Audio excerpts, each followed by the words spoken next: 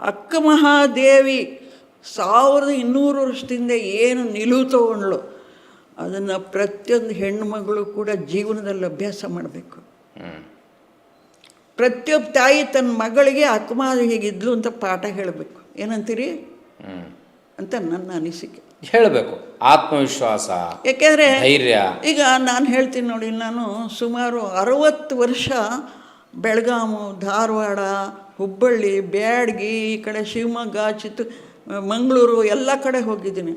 ನನಗೆ ಯಾವತ್ತೂ ಎಲ್ಲೂ ಏನೂ ತೊಂದರೆ ಆಗಿಲ್ಲಪ್ಪ.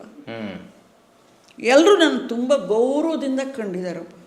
ಈ ಗೌರವ ಅನ್ನೋದು ಹೆಣ್ಣಿನ ವ್ಯಕ್ತಿತ್ವದಿಂದ ಬರ್ತದ ಅಥವಾ ಸಮಾಜದಿಂದ ಬರ್ತದ? ಅದು ಹೇಗೆ ಅಂದರೆ, ನಾವು ಆ ಥರ ನಡ್ಕೊಳ್ಬೇಕು.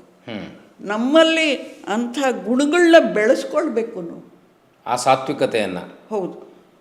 ಆಮೇಲೆ ಈಗ ನಾನು ಹೇಳ್ತಿಲ್ಲ, ನಾನು ಮಂಗಳೂರಿಗೆ ಕಾನ್ಫರೆನ್ಸ್ಗೆ ಹೋದರೆ, ಲಯನ್ಸ್ ಕಾನ್ಫರೆನ್ಸ್ಗೆ ಹೋಗ್ತಿದ್ದೆ. ಹೋದರೆ 80 ಜನ ಇರ್ತಿದ್ರು ಅಲ್ಲಿ.